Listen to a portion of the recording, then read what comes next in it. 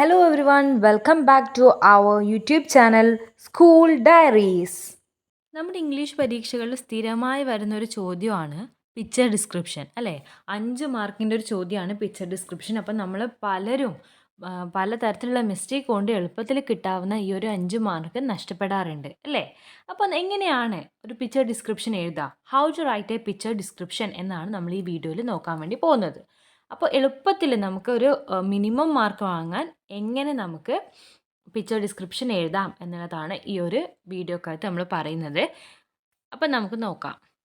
First നമ്മൾ എന്തൊക്കെ കാര്യങ്ങൾ ശ്രദ്ധിക്കണം? സമ്മറി ശ്രദ്ധിക്കണം, പൊസിഷൻ ശ്രദ്ധിക്കണം, ഡീറ്റെയിൽസ് ശ്രദ്ധിക്കണം. ഈ 3 കാര്യങ്ങളാണ് നമ്മളൊരു പിക്ചർ ഡിസ്ക്രിപ്ഷൻ എഴുതുന്ന സമയത്ത് ശ്രദ്ധിക്കേണ്ടത്. നമുക്ക് ഓരോന്നും എന്താണെന്ന് നോക്കാം. സമ്മറി എന്ന് പറഞ്ഞാൽ what the picture is about. നമ്മൾ ആദ്യം മനസ്സിലാക്കേണ്ടത് what the picture is about. ചിത്രം എന്തിനെ കുറിച്ചിട്ടാണ്, മൊത്തത്തിൽ ആ ചിത്രം എന്തിനെ കുറിച്ചിട്ടാണ്. ദെൻ അതെന്ത് ചെയ്യണം? Write in 1 or 2 sentences. 1-2 സെൻറ്റൻസുകളിൽ ആ മൊത്തം ചിത്രം എന്തിനെ കുറിച്ചിട്ടുള്ളതാണെന്ന് എഴുതണം. അതിന് എക്സാമ്പിൾ അവിടെ കൊടുത്തിട്ടുണ്ട്.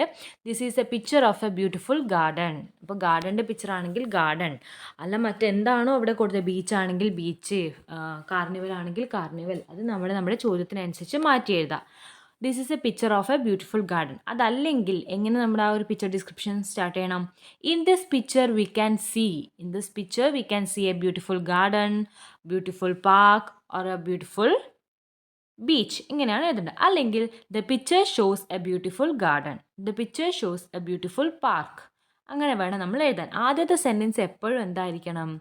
ആ ഒരു പിക്ചറിൻ്റെ മൊത്തത്തിൽ എന്താണോ ആ പിക്ചർ എന്നുള്ള കാര്യമായിരിക്കണം, അതിൻ്റെ സമ്മറി ആയിരിക്കണം എഴുതേണ്ടത്. അപ്പോൾ നമുക്ക് ഒരു സെൻറ്റൻസ് അല്ലെങ്കിൽ 1-2 സെൻറ്റൻസ് ആയി.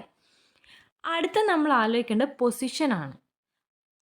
എന്താ അതിൽ പറയുന്നത്? Exact position of the things in the picture. ആ ഒരു പിക്ചറിൽ കൊടുത്തിട്ടുള്ള ഓരോ സാധനങ്ങളുടെയും അല്ലെങ്കിൽ ഓരോ മനുഷ്യന്മാരുടെയും ഓരോ ജീവികളുടെയും പൊസിഷൻ, അവരെവിടെയാണ്. എക്സാമ്പിൾ നോക്കിയേ. There is a boy near the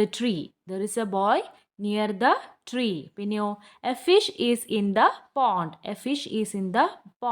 A book is on the table. അപ്പോൾ എവിടെയാണ് എന്നുള്ളത് നമ്മുടെ പിക്ചർ ഡിസ്ക്രിപ്ഷൻ്റെ അകത്ത് ഉണ്ടായിരിക്കണം. അപ്പോൾ അങ്ങനെ നമുക്ക് എഴുതാം. ആ പിക്ചറിലുള്ള ഓരോ ആൾക്കാരും അല്ലെങ്കിൽ ഓരോ സാധനങ്ങളും എവിടെയാണുള്ളത് എന്നുള്ള രീതിയിൽ നമുക്ക് എഴുതാം. അതിന് ശേഷം എന്ത് എഴുതണം? അതിൻ്റെ details. It include the following what they are doing. ഇപ്പോൾ എക്സാമ്പിൾ ഇപ്പോൾ നമ്മുടെ boy, there is a boy near the tree ആണെങ്കിൽ അവൻ എന്താണ് ചെയ്യുന്നത് എന്ന് തൊട്ടടുത്ത സെൻറ്റൻസിൽ നമുക്ക് എഴുതാം. What they are doing and the colour of their dress, അതൊക്കെ ഉൾപ്പെടുത്തിക്കൊണ്ട് നമുക്ക് സെൻറ്റൻസ് ഉണ്ടാക്കാം. And any other specialities that you see in the picture.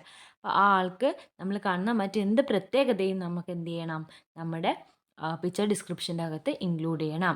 Example, the birds are flying in the sky. ആകാശത്തിലൂടെ ബേർഡ്സ് പറക്കുകയാണ്. The boy with blue shirt is playing football. നീല ഷർട്ടിട്ട കുട്ടി എന്ത് ചെയ്യാണ്? ഫുട്ബോൾ കളിക്കുകയാണ്. ഇങ്ങനെ ഓരോ പിക്ചറിൻ്റെയും സ്പെഷ്യാലിറ്റി ഒക്കെ നോക്കിയിട്ട് വേണം നമ്മൾ എന്ത് ചെയ്യാൻ? സെൻറ്റൻസ് ഉണ്ടാക്കാൻ. അപ്പോൾ ഇതാണ് നമ്മുടെ പ്രധാനമായിട്ടും നമ്മൾ ശ്രദ്ധിക്കേണ്ട കാര്യങ്ങൾ. ജസ്റ്റ് ഒരു ടിപ്പാണ്, എളുപ്പത്തിൽ എങ്ങനെ എഴുതാമെന്നുള്ളത് മാത്രമാണ്. നമ്മൾ ഡീറ്റെയിൽ ആയിട്ട് നമ്മൾ വലിയ ക്ലാസ്സിൽ എത്തുന്തോറും നമ്മൾ ഇതിൻ്റെ റേഞ്ച് കൂട്ടി വരണം. അപ്പോൾ ബേസിക് ആയിട്ട് നമ്മൾ അറിഞ്ഞിരിക്കേണ്ട കാര്യം ഈ 3 കാര്യങ്ങളാണ്. ദെൻ ഇവിടെ ഒരു മോഡൽ കൊടുത്തിട്ടുണ്ട്, ഇവിടെ ഒരു പിക്ചർ കൊടുത്തിട്ടുണ്ട്. അതെന്തിൻ്റെ പിക്ചർ? ആ ഒരു ബീച്ചിൻ്റെ പിക്ചറാണ് അല്ലേ? അപ്പോൾ നമ്മൾ എഴുതിയിട്ടുണ്ട് ചെറുങ്ങനെ, നമ്മൾ ഒരു 3ാം ക്ലാസ് ലെവലിൽ എഴുതിയിട്ടുണ്ട്. ഇതിനെക്കാട്ടി കുറച്ചും കൂടി നമുക്ക് നമ്മുടെ ആ ഒരു 3 കാര്യങ്ങൾ ആലോചിച്ച് വെച്ചിട്ട് നമുക്ക് കുറച്ചും കൂടി ഡീറ്റെയിൽ ആയിട്ട് എഴുതാം. എന്നിട്ട് നമ്മളൊരു 3ാം ക്ലാസ്സിൻ്റെ സ്റ്റാൻഡേർഡിൽ അല്ലെങ്കിൽ 3ാം ക്ലാസ്സിലത്തെ ആൾക്കാർ എഴുതേണ്ട രീതിയിൽ നമ്മൾ എഴുതിയിട്ടുണ്ട്. എന്താ? This is a picture of A beach. There are many people in the beach. 2 children are building sand castle. A girl with surfboard is eating ice cream. A boy is reading a book. The girl wearing yellow top is playing with a kite. അപ്പോൾ ഇതിൽ എന്തൊക്കെയുണ്ട്? പിന്നെ നമ്മൾ പറഞ്ഞ summary ഉണ്ട്, പിന്നെ position ഉണ്ട്, ഡീറ്റെയിലിങ്ങും ഉണ്ട് അല്ലേ?